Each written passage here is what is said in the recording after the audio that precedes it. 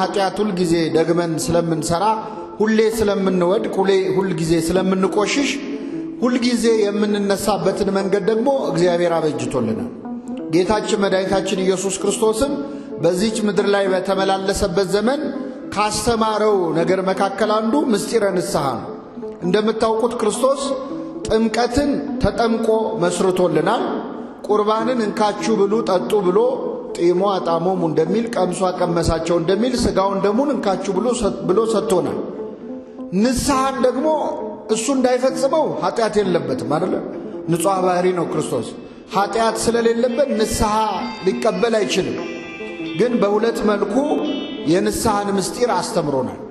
አንደኛ ተነሳያን ኃጢአታቸውን በሚናዘዙበት በዮርዳኖስ ወንዝ በትሕትና ወርዶ ኃጢአተኞች በሚጠመቁበት በዮርዳኖስ ወንዝ ወርዶ የመጀመሪያዊቱን ጥምቀት መስርቷል። በሌሎች ሰዎች አይን ኃጢአት የሰራ እንደነሱ በደለኛ መስሎ ይታያቸው እንደሚችል እያወቀ ማለት ወደ ዮርዳኖስ ወንዝ ወረደ። መጥምቀ መለኮት ቅዱስ ዮሐንስ ግን ወደዚህ ወደ ዮርዳኖስ ወንዝ ስለመጣ እንደናንተ ኃጢአተኛ እንዳይመስላችሁ ሲል የዓለምን ኃጢአት የሚያስወግድ የማን በግ አለ? የዓለምን ኃጢአት ምን የሚል የሚያስወግድ ዘያትት ኃጢአት ዓለም የሚያረቅ ብሎ ተናግሮለታል። ሁለተኛው ክርስቶስ ንስሐን የመሰረተው ኃጢአት ሳይኖርበት ማለት ነው። ከኃጢአተኞች ጋር ደግሞ ታይቷል። የኃጢአተኞች ወዳጅ ተብሏል። ከኃጢአተኞች ጋር በልቷል፣ ጠጥቷል። በኃጢአታቸው ሰው የሚጸየፋቸውን ሰዎች በፍቅር አቅርቧቸዋል። ሶስተኛ ደግሞ ንስሐን ሰብኳል፣ አስተምሯል። መንግሥተ ሰማያት ቀርባለችና ምን አድርጉ? ንስሐ ግቡ ብሎ የስብከቱ መጀመሪያ ያደረገው ምስጢረ ንስሐ ነው። በመጨረሻም ደግሞ በሰበከው ስብከት ላይ ንስሐ ባትገቡ እናንተም እንዲሁ ትጠፋላችሁ ብሎ ምስጢረ ንስሐን ክርስቶስ አስተምሯል ማለት ነው። ንስሐ በጣም ጥልቅ ትምህርት ነች፣ ጥልቅ ምስጢር ነች። ንስሐ ያልቀየረችው ያለወጠችው ሰው የለም። የተዋረደውን ከፍ የምታደርግ ወደ እግዚአብሔር መንግሥት የምታስገባ ወደ መንግሥተ ሰማያት መሰላል ሆና የምታሻግር ንስሐ ነች። የንስሐን ኃይል የምትረዱት እግዚአብሔር እንኳን ሰው የሆነው በንስሐ ምክንያት። እግዚአብሔር ሰው የሆነው በምን ምክንያት ነው? በንስሐ ነው። እንዴት ካላችሁ እንደምታውቁት የሰው ልጅ ገነት ውስጥ ይኖር በነበረ ጊዜ ያልተሰጠውን ሽቶ አምላክ ለመሆን ፈልጎ አትብላ የተባለውን በልቶ ጸጋ እግዚአብሔርን አጣ፣ ልጅነቱን አጣ። ስለዚህ ከገነት ተባረረ፣ እርቃኑን ሆነ። የሰው ልጅ ከመበደሉ በፊት ግን ከኛ ቀድሞ ከእግዚአብሔር የተጣላ ሌላ ፍጥረት አለ የለም? አለ። እሱም ማን ነው? ሳጥናኤል ነው። ሰይጣን ምን መሆን ፈልጎ ነው ከእግዚአብሔር ጋር የተጣላው? አምላክ መሆን ፈልጎ ነው። እኛስ ከእግዚአብሔር የተጣላ ነው ምን መሆን ፈልገን? ብዙም አይለያይም እኮ አንድ ነው። እኛም መሆን የፈለግነው አምላክ ነው፣ ሳጥናኤልም መሆን የፈለገው አምላክ ነው። እኛን እግዚአብሔር ከሰማይ ወደ ምድር ወርዶ ሰው ሆኖ ካዳነን ለምንድነው ሳጥናኤልን መልአክ ሆኖ ያላዳነው? ለኛ ያሳየውን ፍቅር ለምን ለሱ አላሳየው? እግዚአብሔር ያዳላል እንዳንል እግዚአብሔር ፊትን አይቶ የሚያደላ አምላክ አይደለም ተብሎ ተጽፎ ለሳጥናኤል የተደረገ ነገር ያልተደረገ ነገር ለምን ለኛ ተደረገ ካላችሁ ሳጥናኤል ንስሐ አልገባም፣ አዳም ግን ንስሐ ገባ። አምላክ ሰው የሆነበት ምክንያት ለአዳም ወርዶ ተወልዶ ተሰቅሎ ሞቶ እንዲያድነው ምክንያት የሆነችው ምንድነች? ንስሐ ነች። አዳም ከገነት ከወጣ በኋላ ገነትን ያህል ቦታ አጣሁኝ፣ በገነት ሳለው እኮ ይሄ ነበር ምቾት ነበረኝ፣ አሁን ግን እንዲሆንኩ ብሎ አይደለም ያለቀሰው ያዘነው። መቅድመ ወንጌል እንደሚነግረን አዳም ብቸኛ ሐሳቡ አምላኬን አሳዘንኩት እያለ ያለቀስ ነበር። የአዳም ለቅሶ የአዳም እንባ እግዚአብሔርን በ5 ቀን ተኩል ከልጅ ልጅ ተወልጄ ምን እልሃለሁ ብሎ ወርዶ ተወልዶ እንዲያድነው አደረገ። ስለዚህ ንስሐ ማለት አምላክን ሰው ያደረገች ምስጢር ነው። ንስሐ በግዕዝ ነው፣ በአማርኛ ጸጸት ማለት ነው። ለምሳሌ በግዕዝ መጽሐፍ ቅዱስ ስታነቡ እገሌ ተጸጸተ፣ እገሊት ተጸጸተች የሚል ካገኛችሁ በግዕዙ ነስሐ ነስሐት ነው የሚለው። ወእግዚአብሔር እኔ ነስሐ እምዘነበበ እግዚአብሔርም ከተናገረው የተነሳ ተጸጸተ የሚለው ነስሐ ይላል። ስለዚህ ንስሐ ማለት ጸጸት ነው። ከምንድን ነው የምንጸጸተው? ምን አደረግን ብለን ነው የምንጸጸተው? ኃጢአት ሰርተናል ብለን ስናስብ ነው የምንጸጸተው። ኃጢአት ሰርቻለሁ ብሎ ሰው አስቦ አምላኬን በድያለሁ ብሎ የሚጸጸተው ጸጸት ሰውን ወደ መዳን የሚያደርሰው ንስሐ ተብሎ ይጠራል። ከኔ ጋር ናችሁ? እግዚአብሔር ከሁላችን ጋር ይሁን። ንስሐ ኃጢአት ሰርቻለሁ ማለት እኛ በቀን ውስጥ ኃጢአት ሳንሰራ አንውልም። በቀን ውስጥ ብዙ አይነት ኃጢአት እንሰራለን። በቀን ውስጥ ልንገድል እንችላለን፣ ልንሰርቅ እንችላለን፣ ልናመነዝር እንችላለን። በግብር የሚሰሩ ብዙ ኃጢአቶችን ልንሰራ እንችላለን። ይሄ የመጀመሪያው ኃጢአት። እኔ ከነዚህ የጸዳው ነኝ የሚል ሰው ደግሞ ካለ ምናልባት ባንሰርቅ፣ ባንገድል፣ ባናመነዝር፣ የሰው ንብረት ባንቀማ በቀን ውስጥ በአንደበታችን ደግሞ ብዙ ነገር እንናገራለን። በአፋችን እንዋሻለን፣ እንሳደባለን፣ እናማለን። ሐሜት አያድርግብኝ እንጂ ብለን እናማለን። አናማ አንዳንድ ሰው አሁን እጁን ታጥቦ የሚሰራው ኃጢአት አለ፣ እንደ ጲላጦስ ማለት ነው። እኔ ለማማት ብዬ አይደለም ብለህ ስለጀመርክ ሐሜት መሆኑ ይቀራል? አይቀርም። በቀን ውስጥ በአንደበታችን ብዙ ኃጢአት እንዋሻለን፣ እንሳደባለን። ማንናገረው ነገር የለም። ከቃል ብዛት የተነሳ ኃጢአት ሳይኖር አይቀርም ይላል መጽሐፍ ቅዱስ። ለዚህ ነው አባቶቻችን ዝምታ የሚመርጡት። ብዙ በተናገርኩኝ ቁጥር እጸጸታለሁ፣ ዝም በማለቴ ግን ቆጭቶኝ አያውቅም ይላል ቅዱስ አርሳኔዎስ። በጨዋታ መሃል ኃጢአት አለ። ለቀልድ ለጨዋታ ብለን የምንናገረው እግዚአብሔር ቀልድ ነው ብሎ የሚተውል መሰል አይተው።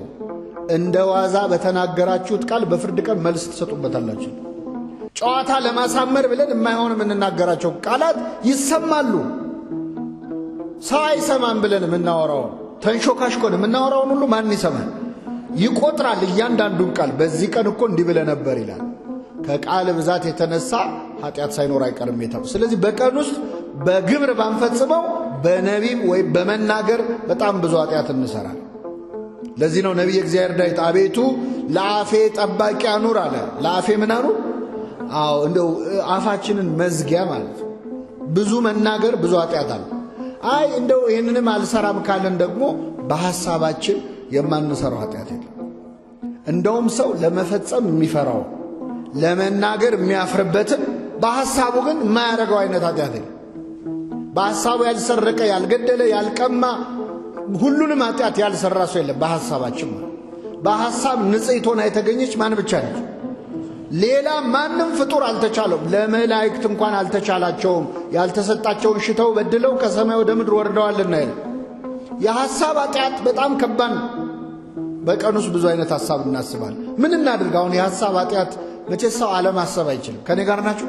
እስቲ አንዴ ማሰብ አቁሙ። አንዴ ይቻላል? አሁን ማሰብ ላቆም ነው ብላችሁ ታስባላችሁ። እሱ ራሱ ምንድን ነው? አይቻልም።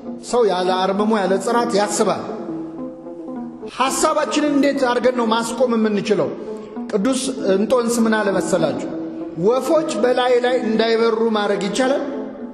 ትችላላችሁ? እላያችሁ ላይ ጎጆ እንዳይሰሩ ማድረግ ሞታችኋል ማለት ነው። ጎጆ ከሰሩ ሞታችኋል። ስለዚህ ጎጆ እንዳይሰራ ማድረግ ትችላለህ፣ እንዳይበር ማድረግ አትችልም። የሐሳብ ኃጢአት በአይምሮ እንዳይመጣ ማድረግ አትችልም። እላይ ላይ ግን ጎጆ እንዳይሰራ ማድረግ ትችላለህ።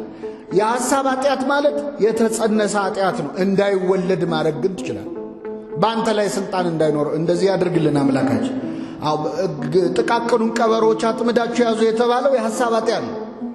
ብቅ ሲል ጠብቀህ ግደለው።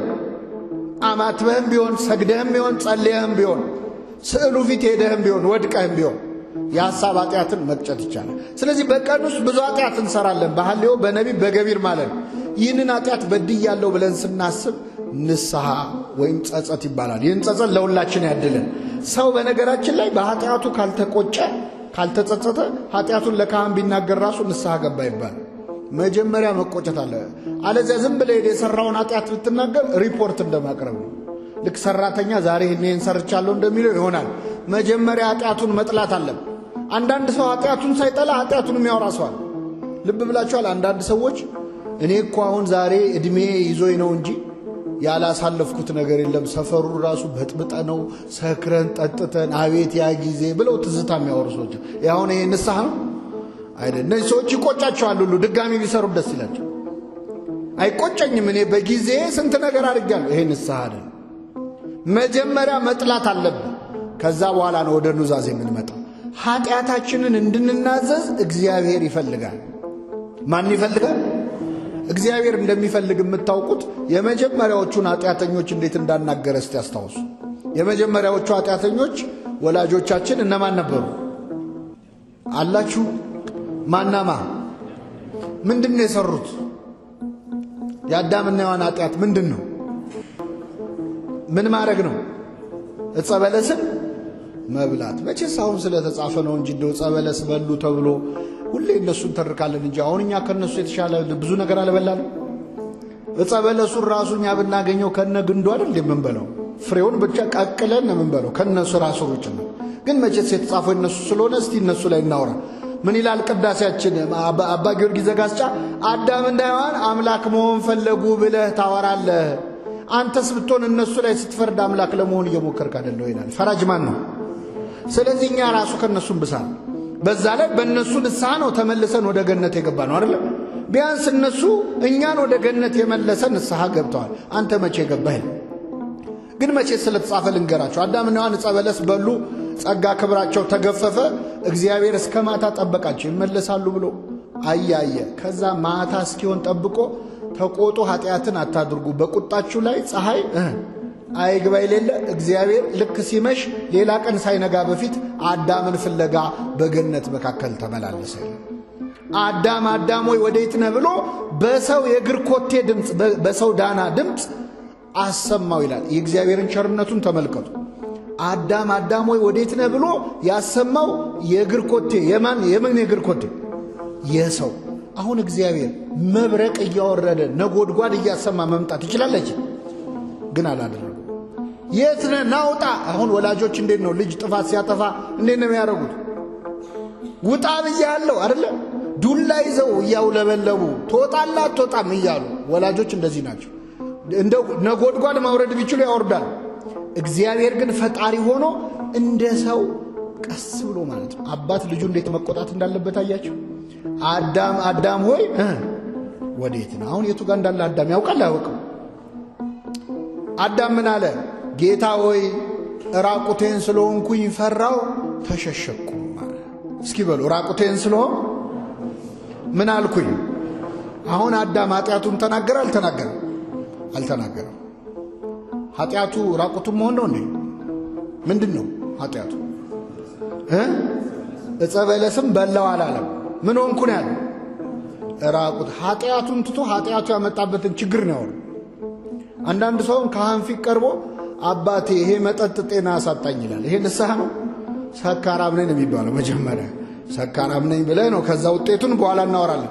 አዳም ግን ኃጢአቱን ዘሎ ኃጢአቱ ያመጣበትን ችግር አወራ። ራቁቴን ስለሆንኩኝ ፈራው አለ።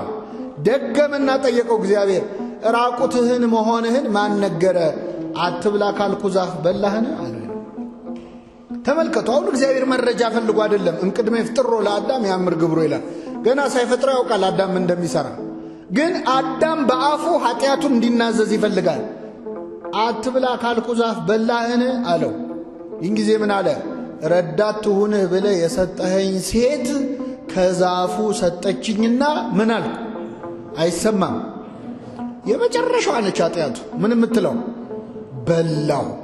ግን በላው ከማለቱ በፊት ስንት ክስ ጨምርበት። አረ ምን ብሎ ከሰሰ? ረዳት ትሁንህ ብለህ የሰጠኸኝ ምን ሴት። ለኃጢአቱ ማንን ከሰሰ ማለት? አንደኛ ተከሳሽ ሔዋን ነች። ሁለተኛ ተከሳሽ እግዚአብሔር ነው። እንደውም አንደኛ ተከሳሽ እግዚአብሔር። ረዳት ትሁንህ ብለህ ምን ያልከኝ አንተ? እሷን ባሰጠኝ ኖሮ እሷን ማሰጠኝም እኔም አልበላም። ስለዚህ ተጠያቂው ማን ሆነ ማለት? አይገርም? ሰው ራሱ ለሰራው ኃጢአት እኮ ፈጣሪ ምን ነው ዝም አልከኝ እንደዚህ ሲሆን ይላል። ወደ ለሰራው በደል ማለት ለኃጢአታችን አንደኛ እግዚአብሔርን እንከሳለን፣ ሁለተኛ ሰዎች እንከሳለን። እገሌ አሳስቶኝ፣ እገሌ ገፋፍታኝ በሰው እናሳብባለን። ከኔ ጋር ናችሁ? አዎ። ረዳት ትሁን ብለህ የሰጠኝ ሴት ከዛፉ ሰጠችኝና በላው አለ። እግዚአብሔር ወደ ሔዋን ዞረና ምን አላት? ተመልከቱ በደንብ አስተው። አሁን እኛ ብንሆን እንዴት እንደምንልና እግዚአብሔር እንዴት እንደሚል። ለምሳሌ እዚህ መሃል ልጆች፣ ሕፃናት ልጆች የምታሳድጉ ሰዎች ለምንድን ነው ይህንን ያደረግከው ብላችሁ አንድ ሕፃን ብትጠይቁት እህቴ ሰጠችኝና በላሁ ቢላችሁ፣ እህቴ ሰጠችኝና በላሁ ቢል እህትየውን ጠርታችሁ ምንድን ነው የምትሏት? ለምን? አቤት ለምን?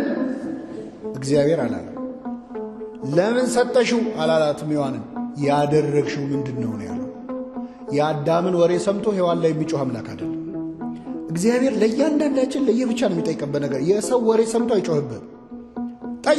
ጠየቃት ሔዋንን ያደረግሽው ምንድነው? አንቺ ደግሞ እስቲ ተናገሪ። እሷ ደግሞ ምን አለች? እባብ አሳተኝና በላው።